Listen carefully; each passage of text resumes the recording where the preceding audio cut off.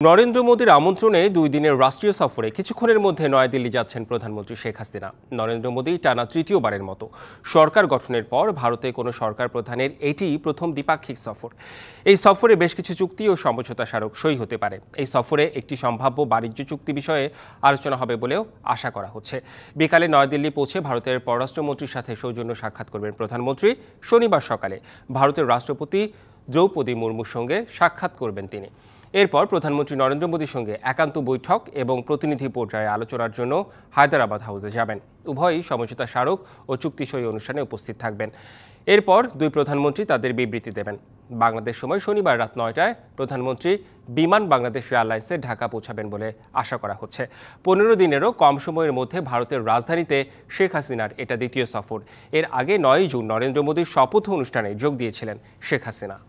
প্রধানমন্ত্রীর সফর নিয়ে বিস্তারিত জানাতে নয়াদিল্লির বাংলাদেশ হাইকমিশন থেকে সরাসরি যুক্ত হচ্ছেন সহকর্মী ইশরাত জাহান উর্মি। চুক্তি এবং সমঝোতা স্মারক নিয়ে তো মানুষের আগ্রহ রয়েছেই, সেই সাথে প্রধানমন্ত্রী যাবেন আজকে নয়াদিল্লিতে। সেখানকার আনুষ্ঠানিকতা কেমন দেখছেন? যদি আমি বলি যে সকাল থেকেই আসলে আমরা দিল্লির যেই হোটেলটিতে প্রধানমন্ত্রী থাকবেন, তাজ প্যালেস, সেখানে আমরা গিয়েছি এবং এখন আমরা হাই কমিশনে আছি। মোটামুটি এক ধরনের প্রস্তুতি চলছে, এবং ভারতীয় যে পররাষ্ট্র মন্ত্রণালয় তারা এক ধরনের সব ধরনের যে প্রস্তুতি সেটা নিচ্ছে। চুক্তির কথা যদি আমি একটু বলি যে আসলে এখন পর্যন্ত চুক্তিগুলো একদম আমি নিশ্চিত না হয়ে বলতে চাচ্ছিলাম না, কিন্তু কিছু কিছু বিষয় নিয়ে আসলে কথা হচ্ছে। যেমন একটি হচ্ছে যে আপনার আমাদের নিত্য প্রয়োজনীয় যে জিনিসপত্রগুলো রয়েছে, যেমন পেঁয়াজ, ডাল, আপনি জানেন যেগুলো অনেকটাই আসলে অনেক সময় ভারতের উপর নির্ভরশীল হই আমরা বা নির্ভরশীল থাকি। ফলে সেই পণ্যগুলি যাতে প্রয়োজনের সময় ভারত বন্ধ না করে দেয় সেই বিষয়ে একটি চুক্তি সমঝোতা স্মারক হওয়ার কথা রয়েছে। এছাড়াও সামরিক সহযোগিতা বৃদ্ধি এই বিষয়ে একটি চুক্তি হবার কথা রয়েছে। আমরা আমরা শুনতে পাচ্ছি যে অন্তত 13টি সমঝোতা স্মারক এবং চুক্তি হবার কথা রয়েছে। ফলে সেই বিষয়গুলো নিয়ে এক ধরনের যেই প্রস্তুতি সেই প্রস্তুতি চলছে।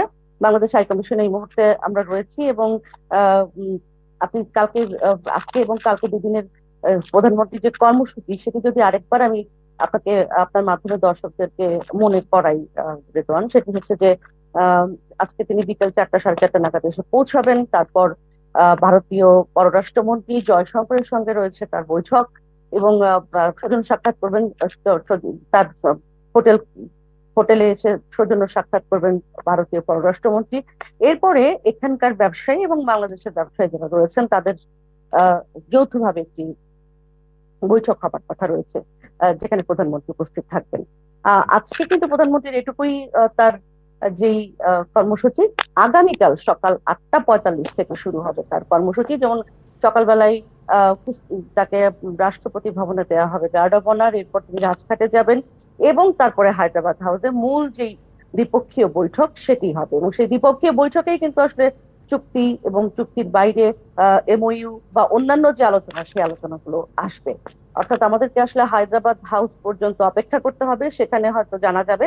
তবে তার আগে যতটা সম্ভব আমরা আমাদের পক্ষ থেকে এবং এখানকার এমনি যেটা মানে ফরেন মিনিস্ট্রি তাদের তাদের মাধ্যমে আমরা চেষ্টা করব যে তথ্য যা পাই সেটি জানাতে দর্শকদের।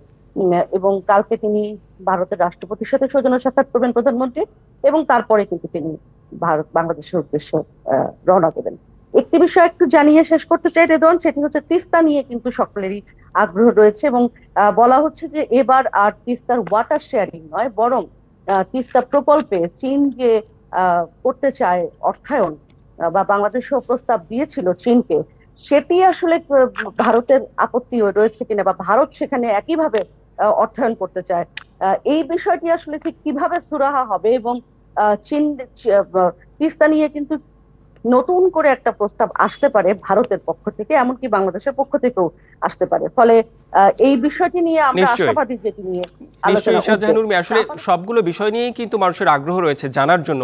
আপনার কাছে এসব বিষয়ে তথ্য আরো পরবর্তীতে আমরা নিশ্চয়ই জেনে নেব। আপনাকে অনেক ধন্যবাদ।